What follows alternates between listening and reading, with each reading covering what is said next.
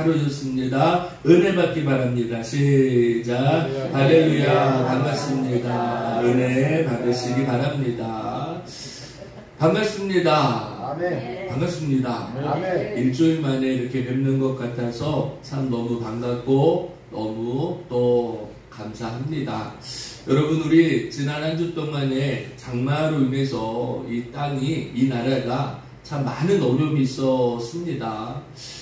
예년에는 태풍 때문에 피해가 많았는 거는 있었는데 이렇게 집중호우가 많이 내려서 정말 어려움을 당했던 것은 제 기억으로는 근래에 처음이지 않나 라고 생각이 듭니다.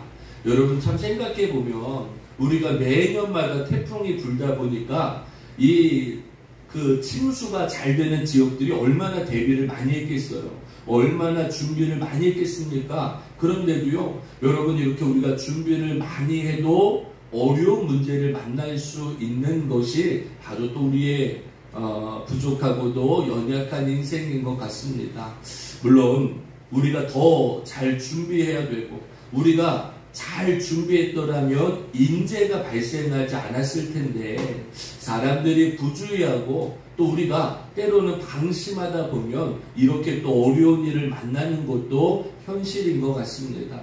바라기는 정말 이 나라에 또 한 번 장마가 찾아오고 있다라고 말하고 있는데요. 더 이상의 큰 피해가 발생하지 않도록, 더 이상의 수재민들이 발생하지 않도록 여러분, 정말 우리가 나라를 위해서도 기도해야 되겠고, 또 지금 어려움 당한 사람들의 마음을 위로해 달라고도 우리가 하나님 앞에 한 마음으로 기도하고 저들의 마음을 헤아릴 수 있기를 주님의 이름으로 간절히 부탁을 드리겠습니다. 자, 여러분, 사람에게는요, 누구나 부족한 점들이 있게 마련입니다. 현명한 사람들은 그런 점들을 바라보고 인간의 연약함을 깨닫지만, 어리석은 사람들은 그런 점들을 바라보고 타인들을 비난하기도 합니다. 바라기는 다른 사람의 연약함만을 바라보며 다른 사람을 비난하고 조롱하는 것이 아니라, 다른 사람의 연약함을 바라보고 나 또한 부족할 수 있고 연약할 수 있는 인생임을 깨닫는 지혜로운 자들이 될 수 있기를 주님의 이름으로 간절히 부탁을 드리겠습니다. 여러분, 예전에 켄터키의 주지사를 지낸 칼린즈라는 여사가 있습니다. 이 칼린즈라는 여사가 살던 곳은요, 인구가 250명밖에 안 되는 작은 마을에서 장의사를 지내는 아버지 밑에 태어난 여인임을 알 수 있습니다. 그런데 그 여인은요, 그 여인의 인생을 가만히 따라가 보니까 그녀는 불과 작은 인구 속에서, 그리고 장의사라는 어려운 직책을 가지고 있는 아버지의 딸로서 살아갔던 것이 아니라, 그녀는 치어리더를 했으며 뷰티킹을 했으며 또 캠프의 카운셀러 역할을 했으며 학교의 교사와 아내와 어머니가 되는 모든 과정을 통하여서 주지사까지 되었던 강한 여성임을 우리가 알 수 있습니다. 그녀는 자신의 과거를 오늘의 자기가 되는데 꼭 필요하였던 아름다운 과정이었다라고 말합니다. 그러면서 그녀가 되뇌이는 것은 뭐냐면, 나의 지나왔던 과거는 오늘 나를 아름답게 하는 과정이었는데, 내가 지금 가만히 생각해 보니까 내가 가장 나를 만들었던 기간은 언제였느냐? 바로 장의사였던 아버지 밑에서 일을 하였을 때 내가 강함을 깨닫게 되었다라고 고백합니다. 그러면서 그녀는 이런 이야기를 합니다. 집에 아버지와 함께 있다 보면 하루 24시간, 일주일 꼬박 항상 대기합니다. 누구를 대기하고 있습니까? 죽은 사람들 시체가 들어오는 것을 대기하면서 기다렸다라는 거예요. 그런데 이 여인은요, 죽은 사람들이 자신의 사업장을 들어오는 모습을 바라보면서 어떤 생각을 했냐 하면 인생의 무상함을 깨달았다라는 거예요. 그러면서 그때마다 언젠가는 누구도 이렇게 다 죽을 수 있는 인생임을 깨닫게 되었다라는 거죠. 그리고 사람의 마지막을 바라보면서 인생은 참 허무하구나. 인생은 참 더덥구나. 그리고 인생은 참 빠르구나 라는 것을 깨달았다라는 거예요. 그러면서 그녀의 인생관이 바뀌었습니다. 어떻게 바뀌었냐면 이 짧은 인생을 살아가는 날 동안에 나의 일을 뒤로 미루면 안 되는 거구나 라는 걸 깨달았다라는 거예요. 그래서 내가 하고 싶은 일이 있다면, 그래서 내가 가고 싶은 것이 있다면, 그래서 내가 오늘 내 삶을 최선을 다하면서 오늘 하루를 살아야 되겠다라는 것을 마음속에 작정하게 된 계기가 바로 그 가장 힘들고 어려웠을 때였다라는 것을 고백하고 있다라는 거죠. 자, 여러분 보세요. 누군가는 그녀의 인생을 바라보면서 아이고 장의사의 딸이 뭐가 귀하겠느냐, 장의사의 딸이 뭘 할 수 있겠느냐, 죽은 사람의 시체를 닦는 일이 뭐가 그렇게 귀한 것이냐라고 비난하고 조롱할 수 있는 인생이었습니다. 그러나 이 칼린즈라는 여사는 자신이 생각할 때 부끄러울 수 있고 남들이 바라봐도 부끄러울 수 있는 자신의 모습을 부끄러워하지 않았다는 거예요. 오히려 그 시간을 통하여서 나의 인생을 만들었고 다른 사람의 비난처럼 내가 어렵게 힘들게 살아갈 수밖에 없는 내 인생이었지만 내 삶의 주관을 바꾸고 생각을 바꿨더니 내 인생이 달라지게 되었더라 라는 것을 고백하면서 깨닫게 되었다라는 거죠. 사랑하는 여러분, 어떤 인생이나 누구나 부족한 점들이 있다라는 거죠.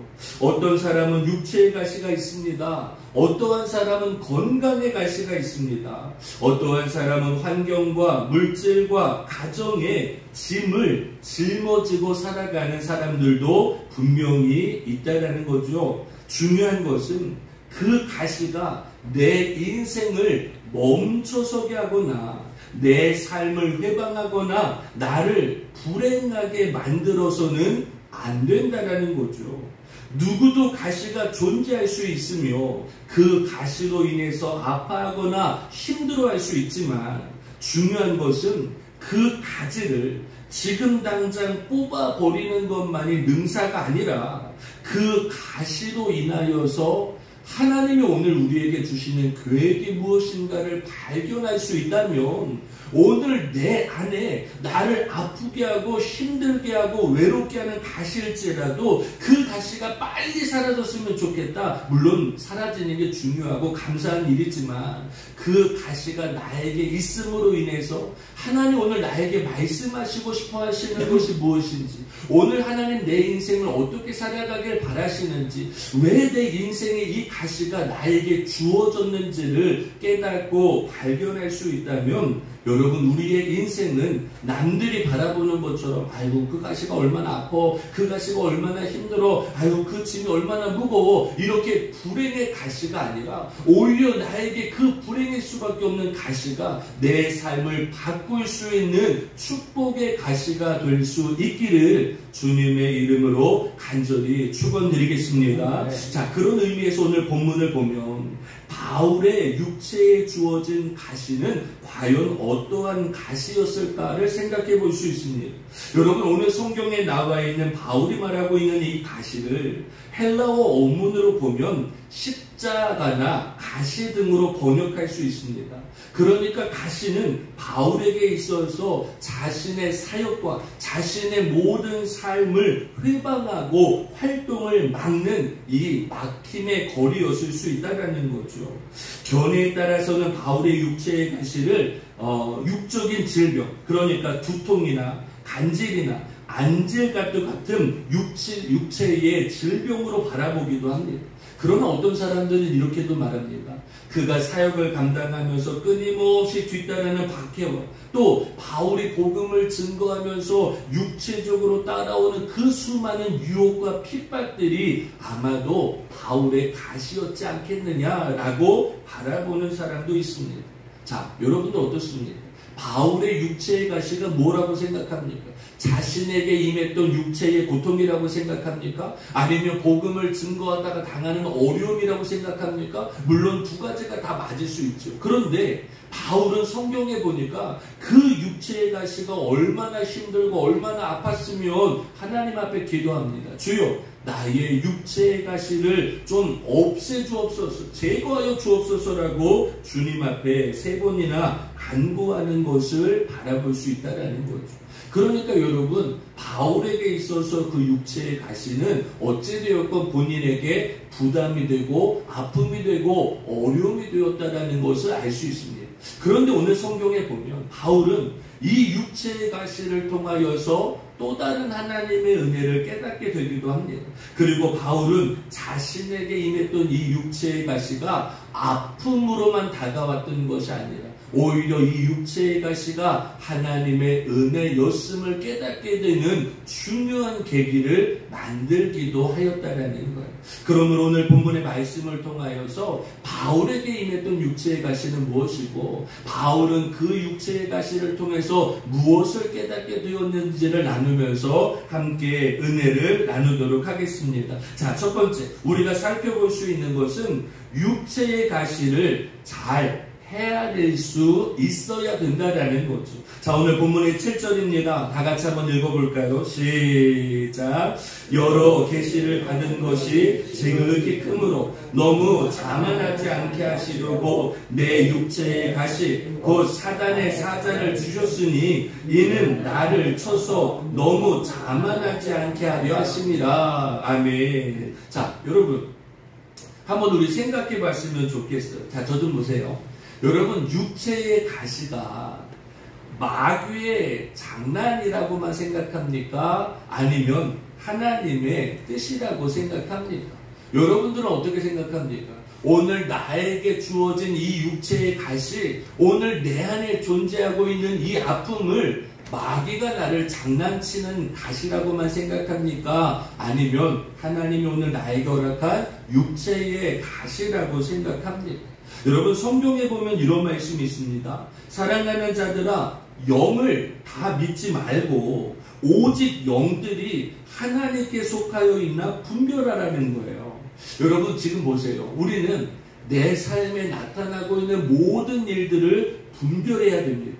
이것이 하나님으로부터 시작됐는지, 이것이 지금 마귀가 나를 장난하려고, 마귀가 지금 나를 무너지게 하려고, 마귀가 지금 내 마음을 회방하고 있는지 분별할 수 있어야 된다는 거예요. 자, 또 하나 성경을 보면 이런 말씀도 있습니다.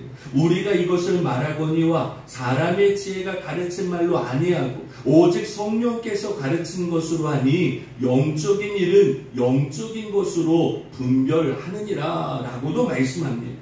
여러분, 나에게 찾아온 가시를 영적으로 분별할 수 있는 것은 너무나도 중요합니다. 왜냐하면 이것이 마귀의 유혹과 시험이라면 우리는 대적하고 싸워야 됩니다. 여러분, 마귀는요, 우는 사자와도 같이 삼킬 자를 찾아 두루 다닌다라는 거예요. 그러니까 여러분, 우리가 나에게 찾아온 이 육체의 가시를 가지고 주님 앞에 기도하는 거죠. 하나님, 이것이 지금 마귀의 장난입니까? 마귀가 지금 나를 무너지게 합니까? 마귀가 나를 회방합니까? 그렇다면 우리는 말씀으로, 기도로, 찬양으로, 예배로 내가 더욱더 강하여져서 나에게 찾아온 이 육체의 가시를 대적하고 우리가 떠나갈 수 있도록 주님 앞에 구해야 된다는 거예요.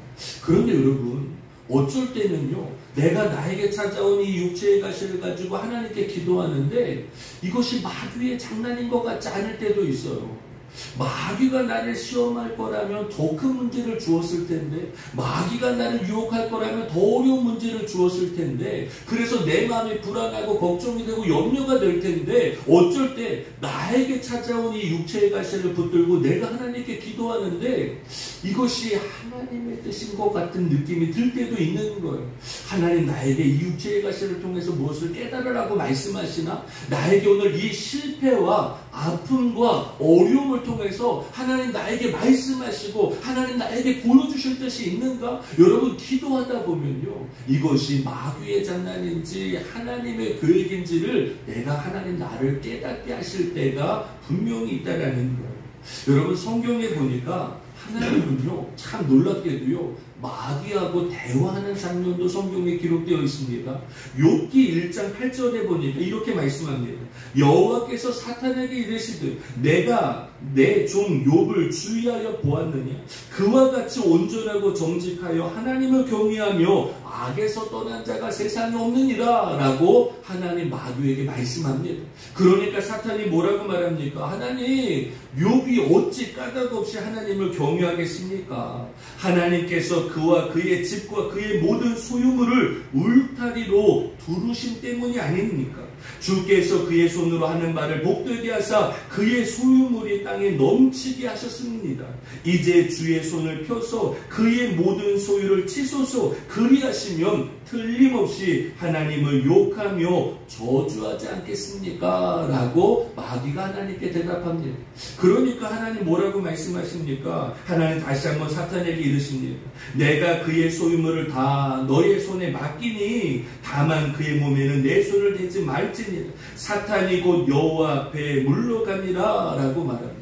여러분, 하나님은 때로 사탄을 통하여서, 마귀를 통하여서 하나님의 사람들을 시험하시고 흔들어 보시고 그의 믿음이 어떠한가를 바라보실 때도 분명히 있다는 거죠.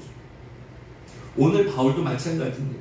바울은 자신에게 찾아온 육체의 가시가 분명히 있음을 알고 있습니다.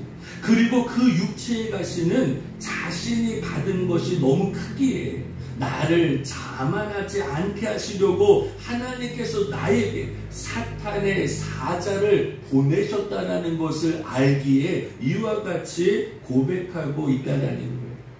사랑하는 여러분, 오늘 나에게 찾아온 육체의 가시가 있습니까?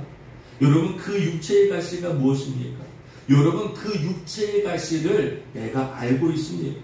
그리고 그 육체의 가시가 사탄의 장난이며 유혹이 아니라 하나님께서 오늘 나에게 허락하신 가시라는 것을 내가 깨닫고 인정하고 믿을 수 있냐는 거예요.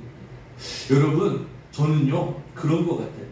내가 신앙생활하면서요, 믿음 생활하면서요, 이건 하나님의 뜻이구나, 이건 하나님의 말씀이구나, 지금 내가 어려움 당한 거, 환난 당한 거, 이거 하나님이 나를 흔들어 보시는 거구나, 하나님이 나를 회개하게 하시는구나, 하나님이 나를 돌아오게 하시는구나. 여러분, 나에게 찾아온 육체의 가시가 있고 그 육체의 가시가 하나님의 뜻임을 인정할 수 있는 건 우리의 믿음에 너무나도 중요하다는 거예요. 왜냐하면 이 가시가 하나님으로부터 시작되었다는 것을 내가 인정하게 될 때에 우리는 하나님을 원망하지 않습니다.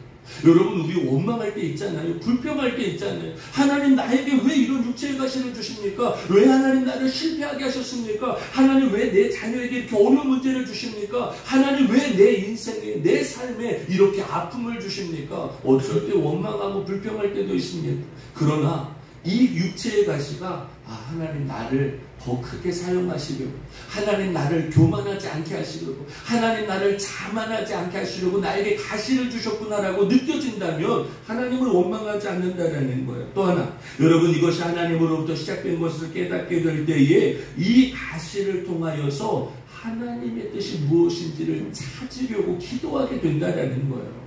여러분, 육체의 가시가 있다 보면 원망합니다. 불평합니다. 원망하고 불평하다 보면 기도가 안 돼요. 예배가 안 됩니다. 찬양이 안 나옵니다. 하나님 앞에 내 믿음이 뜨거워지지 않습니다. 그러나 이것이 하나님의 뜻임을 인정하게 될 때에 하나님 나에게 왜 가시를 주셨지? 하나님 왜 나에게 돌아가게 하셨지? 하나님 왜 나에게 참으라고 말씀하셨지? 하나님 왜 나를 기다리라고 말씀하셨지? 하나님의 뜻이 무엇인지를 찾기 위해서 주님 앞에 매달리고 간절히 주님을 찾게 되더라는 거죠. 또 하나, 여러분, 이것이 하나님으로부터 시작된 것을 알 때에 하나님이 나를 사랑하심을 내가 깨닫게 된다는 거예요. 여러분, 가시는 나를 아프게도 하지만 가시는 하나님이 나를 사랑하시는 그 사랑을 또 한 번 깨닫게 하는 가시가 될 수도 있다는 거예요. 여러분 5월달에 피는 장미 좀 보세요. 그 장미가 얼마나 예쁩니까? 꽃만 보면 너무 예쁘죠. 그런데 그 장미를 따려면 가지를 꺾어야 되는데 그 가지 속에는 수많은 가시가 있습니다. 그러니까 가시만 바라보면 그 장미가 안 예뻐 보일 수도 있어요. 그런데 그 가시가 그 장미의 아름다움을 나타나기 위해서 도사리고 있다는 것을 깨닫게 되면 그 장미는 더 아름다워 보이고 더 예뻐 보일 수 있다는 거예요. 여러분 그 가시가 하나님으로부터 시작된 것을 깨닫게 될 때 하나님 나를 버리지 않으시는구나. 내가 주님의 자녀이구나. 하나님 나를 오늘도 사랑하시는구나. 하나님 오늘도 나를 구원하길 원하시는구나를 깨닫게 되고 하나님 앞에 기도하게 되더라는 거죠. 사랑하는 여러분, 저는 누구도 육체의 가시를 끌어안고 살아간다고 생각합니다. 그런데 그 육체의 가시가 마귀의 장난이라고만 생각하지 말고 하나님의 뜻이라고 생각한다면 그 가시를 통하여 주님의 뜻과 주님의 길을 찾기 위해서 우리는 더 열심히 하나님께 예배할 수 있다는 거예요. 그러니까 중요한 건 내가 지금 아프구나. 내가 지금 힘들구나. 하나님 나를 흔들어 보시는구나. 내가 지금 하나님 앞에 중요한 때이구나. 인정하는 게 너무 중요한 거예요. 내가 아픈 걸 인정해야 기도하지 않겠습니까? 내가 지금 힘들고 병들어 있고 어려워져 있다는 것을 알아야 나를 도우시는 하나님께 더 기도할 수 있지 않겠습니까? 부정한다고 사라지는 게 아니에요. 아무것도 아닌 거라고 생각한다고 없어지는 게 아니에요. 무서워서 피한다고 되는 것도 아니라 오늘 나에게 찾아온 육체의 가시가 무엇인지를 분명하게 깨닫고 그 육체의 가시가 떠나갈 수 있도록 하나님 앞에 기도하고 주님의 사랑을 회복할 수 있는 저와 여러분들이 될 수 있기를 주님의 이름으로 간절히 축원드리겠습니다. 두 번째, 여러분 이 육체의 가시를 통하여 바울은 자신의 자랑거리가 달라졌음을 알 수 있다는 겁니다. 자, 오늘 성경에 우리 9절 말씀 다 같이 한번 읽어볼까요? 시작. 나에게 이르기를 내 은혜가 내게 족하도다. 이는 내 능력이 약한 데에서 온전하여 치밀하신지라. 그러므로 도리어 크게 기뻐함으로 나의 여러 약한 것들에 대하여 자랑하리니 이는 그리스도의 능력이 내게 머물게 하려 함이라. 아멘. 자, 바울은요 자신에게 찾아온 육체의 가시 때문에 하나님 앞에 3번이나 기도했습니다. 하나님 이 가시를 좀 제하여 달라고 얼마나 간절히 기도했겠습니까? 자, 그런데 여러분 보세요. 제가 좀 전에도 말씀을 드렸죠.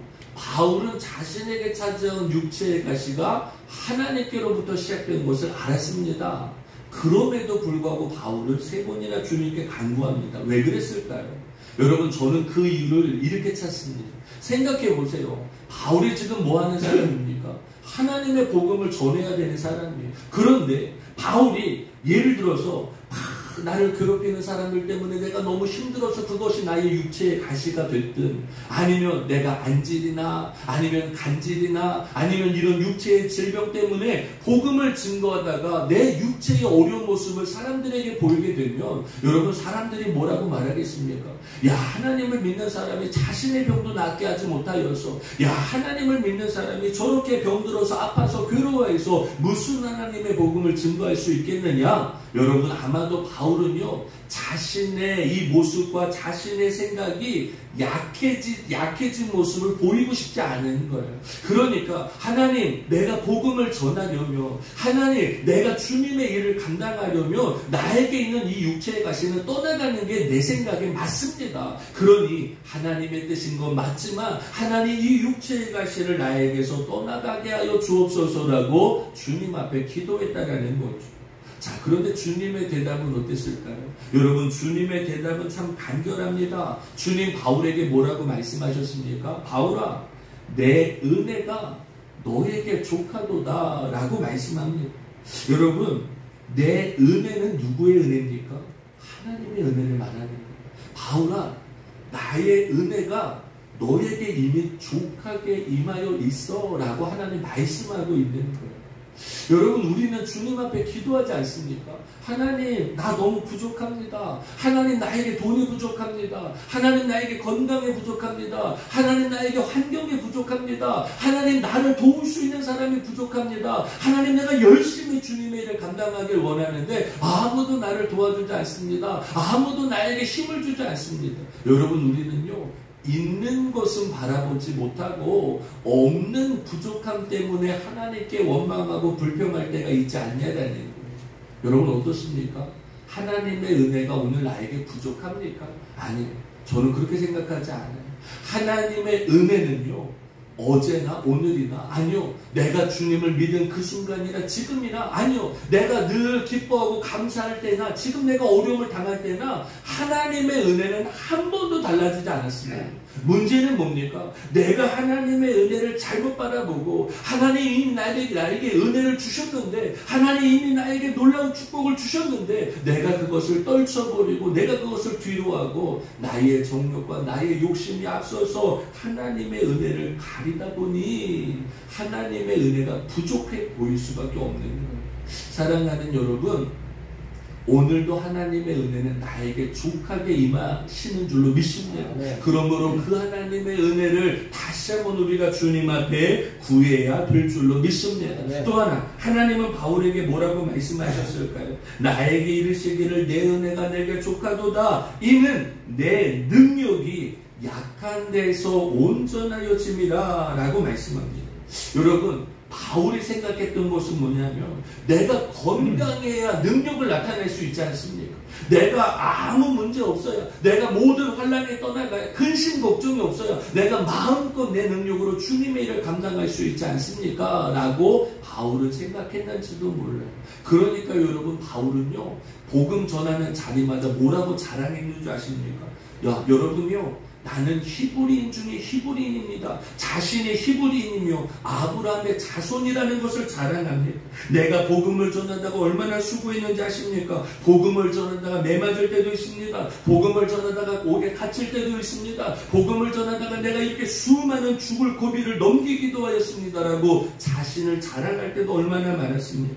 내가 복음을 전하는 전도 여행 중에 강도의 위협을 받기도 합니다. 동족의 위협을 받기도 합니다. 이방인들 위협을 받기도 합니다. 광야에서 어려움을 당하기도 합니다. 바다의 위협을 당하기도 합니다. 거짓 형제들을 통하여서 내가 어려움을 당하기도 합니다. 심지어 내가 자지도 못하고 먹지도 못할 때가 얼마나 많은지 아십니까? 그럼에도 불구하고 내가 이렇게 복음을 증거하기 위해서 당신들 앞에 섰습니다. 여러분, 자신의 의를 얼마나 자랑했는지 몰라요. 바울은 어떻습니까? 성경에 보니까요, 14년 전에 셋째 하늘까지 올라갔던 사람이 바울입니다. 그러므로 자신이 바울이 하늘로 올라갔을 때 뭐라고 말합니까?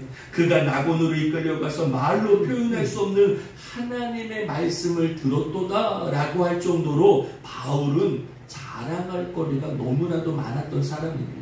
그러므로 바울은요, 내가 이렇게 자랑할 것이 많으니 내 능력으로 하나님의 복음을 증거할 때 사람들이 달라질 거다, 변화될 거다, 구원받을 거다라고 당당하게 생각했다는 거예요. 그런데 하나님은 바울에게 육체의 가시를 통하여서 그것은 너의 능력이 아니라 내 능력이 너에게 나타나기 때문이라는 것을 주님 깨닫게 하고 싶었던 것 같습니다.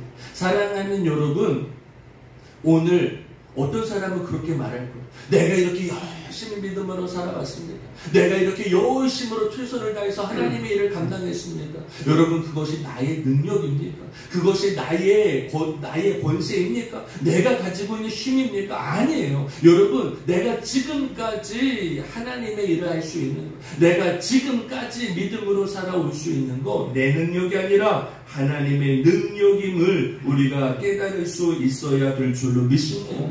여러분, 하나님의 능력을 깨닫게 될 때에 우리는 겸손해집니다. 우리는 낮아집니다. 우리는 오늘도 내 힘이 아니라 하나님의 능력으로 우리 가정과 우리 교회와 우리 자녀들의 삶을 붙잡아 달라고 주님 앞에 기도하게 되는 줄로 믿습니다. 사랑하는 여러분, 오늘 우리가 이 땅을 살아가면서요, 참 여러 가지 어려운 문제를 만날 수 있습니다. 그러나 그것이 내 힘으로만 되는 것이 아니라 하나님의 능력으로 치유되고 회복될 수 있는 그 주님의 은혜의 때를 우리가 기다리며 주님 앞에 기도할 수 있기를 주님의 이름으로 간절히 부탁드리겠습니다. 자, 마지막으로 그 육체의 가시를 통하여 내가 약한 그때가 오히려 강함이라는 것을 깨닫게 되었다라는 거예요. 자, 오늘 하나님의 말씀 우리 10절 다 같이 한번 읽도록 하겠습니다. 시작. 그러므로 내가 그리스도를 위하여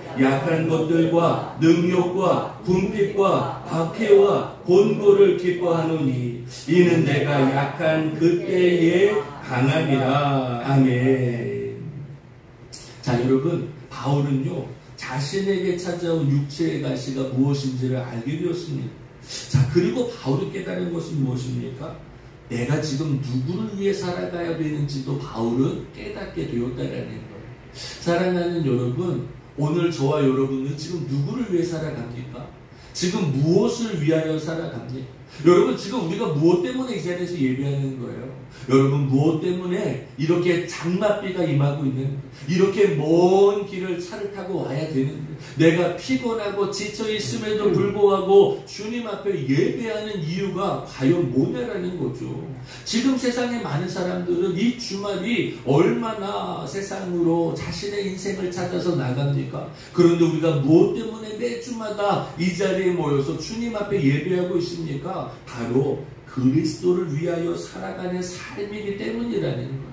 여러분, 오늘 여러분들이 이 자리에서 우리가 예배하고 있는 것, 때로는 힘들고, 때로는 어렵고, 때로는 좁은 길이고, 때로는 외로운 사역의 길일지라도 우리가 이 길을 묵묵히 걸어가고 있는 것은 이것이 바로 그리스도를 위한 삶이기 때문인 줄로 믿습니다. 자, 그런데 여러분, 이렇게 그리스도를 위하여 살아가다 보니까 우리가 때로는 연약한 인생으로 살아갈 때도 있어요. 강한 것들 속에 약한 것들로 드러날 때도 있어요. 부유한 자의 삶이 아니라 건강하고 행복한 삶만을 추구하는 삶이 아니라 세상의 자랑거리인 육신의 정욕과 안목의 정욕과 이생의 자랑을 추구하는 인생이 아니라 때로는 우리가 능욕받을 때도 궁핍해져 있을 때도 박해가 찾아올 때도 내 인생의 곤고함을 만날 때도 있는 것이 바로 우리 그리스도를 위한 삶이라는 거예요. 자, 그런데 바울은 뭐라고 말합니까? 오늘 성경에 약한 것들과 능욕과 궁핍과 박해와 곤고를 기뻐하노니라고 말합니다. 여러분, 우리가 믿음 생활하면서 기쁨으로 믿음 생활하고 있습니까? 우리가 믿음 생활하면서 그리스도를 위하여 살아가면서 감사함으로 기쁨으로 하나님께 예배하고 있습니다. 여러분, 내가 오늘 주님의 은혜에 기쁨으로 감사함으로 예배할 수 있다는 것은 오늘 나에게 찾아온 이 육체의 가시가 하나님의 뜻이며 하나님이 나를 더욱더 믿음으로 주님을 의지하며 살아가기 위한 하나님의 뜻임을 깨달을 수 있을 때 오늘 나에게 찾아온 궁핍과 오늘 나에게 찾아온 능력과 박해와 곤고함 속에도 우리는 기뻐함으로 감사함으로 하나님의 은혜를 구하며 살아가는 복된 성도의 삶이 되어야 될 줄로 믿습니다. 사도 바울은 오늘 우리에게 이렇게 말합니다. 우리는 속이는 자 같지만 참되고 무명한 자 같지만 유명하고 죽이는 자 같지만 우리가 살아있고 징계를 받는 것 같지만 죽임을 당하지 아니하고 근심하는 자 같지만 항상 기뻐하고 가난한 자 같지만 많은 사람을 부유하게 하고 아무것도 없는 자 같지만 모든 것을 가진 자가 바로 하나님으로부터 시작된 육체의 가시를 짊어지고 그리스도를 위하여 살아가는 그와 같은 삶이 이와 같다라고 바울은 우리에게 말씀하고 있는 줄로 믿습니다. 사랑하는 여러분, 우리는 이 거짓된 세상에서, 이 죄악된 세상에서 당당하게 살아가야 될 줄로 믿습니다. 왜냐하면 우리는 속이며 살아가는 자가 아니잖아요. 우리는 참된 하나님의 은혜를 말하는 그리스도인이기 때문인 줄로 믿습니다. 세상에서는 무명해 보일 수 있지만 하나님 앞에서는요, 우리는 하나님이 우리의 이름을 기억하시고 우리 교회를 기억하시고 우리의 사역을 기억하시고 오늘 우리가 당하고 있는 이 모든 고난 속에도 하나님의 은혜를 허락하실 줄로 믿습니다. 여러분, 세상 사람들은 화려한 것처럼 보이지만, 세상 사람들은 늘 기쁘고 감사하게 살아가고 있는 것처럼 보이지만, 그 속에 죽어 살아가는 사람들, 그 속에 멸망으로 살아가는 사람들, 그 속에 마음이 무너지고 생각이 무너지고 삶이 무너지고 가정이 무너진 사람들 얼마나 많습니까? 그러나 여러분, 우리가 육체의 가시가 있다 한들 우리는 지금 살아있잖아요. 우리는 지금 깨어있잖아요. 오늘 나에게 가시가 있어도 그 가시로 말미암아 내가 더 건강하고 내가 더 믿음으로 살아가고 하나님의 은혜 가운데 살아가게 될 줄로 믿습니다. 여러분, 우리는 세상의 근심을 살아가고 있는 자가 아니잖아요. 물론 근심이 있죠. 근심 없는 사람 어디 있습니까? 걱정 없는 사람 어디 있습니까? 염려되지 않는 일이 어디 있겠냐라는 거예요. 그러나 여러분, 저는 그런 생각이 들어요. 뭐냐면, 잘 보세요. 내가 근심하여서 한 발짝도 내딛지 못한다면, 여러분, 저는 그런 생각합니다. 베드로가요, 무리를 걸어오시는 주님을 바라보고 예수님, 나도 주님처럼 무리를 걷기를 원합니다 라고 주님만을 바라보고 무리를 걸어갑니다. 그런데 어땠습니까? 베드로가 성공했습니까? 아니요. 베드로는 물속에 빠지고 말았습니다. 왜 그랬습니까? 거친 바다를 바라보니까, 예수님만 바라볼 때는 무리를 걸어갔는데 거친 바다를 바라보니까 물속에 빠지고 말았다는 거예요. 자, 그러면 베드로는 실패한 인생입니까? 여러분, 베드로는 저주받은 인생입니까? 물속에 빠졌다고 해서 베드로는 믿음이 없는 사람입니까? 아니에요. 여러분, 베드로가 물속에 빠졌을지라도 여러분, 누가 베드로처럼 무리를 걸어본 사람이 있습니까? 여러분, 물속에 빠져서 옷이 젖었어도 베드로는 성공한 믿음이에요. 왜요? 예수님을 바라봤기 때문에. 예수님 앞에 주여, 나도 주님 앞에 걷기를 원합니다. 믿음으로 고백했으니까. 여러분, 믿음으로 고백하고 실패할 수 있어요. 낙심할 수 있어요. 무너질 수 있어요. 그러나 저는 그것이 실패가 아니라 그것을 통하여서 더 큰 하나님의 은혜, 더 큰 주님의 교회, 더 큰 하나님의 뜻을 깨닫게 되는 길이 바로 그 실패 속에 육체의 가시를 통해서 허락되는 줄로 믿습니다. 그러니까 여러분, 우리는 근심하는 자 같지만 항상 기뻐해야 될 줄로 믿습니다. 여러분, 실패 안에서도 기쁨을 발견하면 되는 거예요. 어려움 속에서도 감사를 발견하면 되는 거예요. 내가 아파도 그 아픔 속에 하나님의 뜻을 발견할 수 있을 때 우리는 주님의 은혜 가운데 살아가는 복 있는 성도들이 될 줄로 믿습니다. 여러분, 저는 오늘 이 말씀 가운데요, 이렇게 생각이 듭니다. 그러므로 내가 그리스도를 위하여 약한 것들과 능욕과 궁핍과 박해와 곤고를 기뻐하노니 이는 내가 약한 그때에 오히려 강한이 됨을 바울은 인정하게 되었다는 거예요. 사랑하는 여러분, 저는 오늘 지금 이 땅을 살아가는 저와 여러분들이, 물론 우리가 강해지면 얼마나 좋아요. 우리가 많은 것을 가지고 있으면 얼마나 좋아요. 우리가 지식도 풍성하고 우리가 재주도 풍성하고 나의 능력도 출중하면 얼마나 좋습니까? 그런데 하나님은 그때 우리를 사용하지 않으신다는 거예요. 오히려 우리가 약해졌을 때, 오히려 우리가 부족해졌을 때, 오히려 우리가 아팠을 때, 오히려 우리가 힘들었을 때, 오히려 그때가 나에게 가장 강함의 때일 수 있다라고 주님은 우리에게 말씀하고 있는 줄로 믿습니다. 그러므로 여러분, 오늘 우리의 육체의 가시가 오히려 나를 더 강하게 할 수 있는 거예요. 오늘 나에게 찾아온 그 실패와 아픔이 나를 더 견고하게 할 수 있다라는 것이 하나님의 은혜임을 깨닫고 오늘도 주님을 의지하여 살아갈 수 있는 저와 여러분들이 될 수 있기를 주님의 이름으로 간절히 축원드리겠습니다. 우리 이 시간에 한 번만 하나님 앞에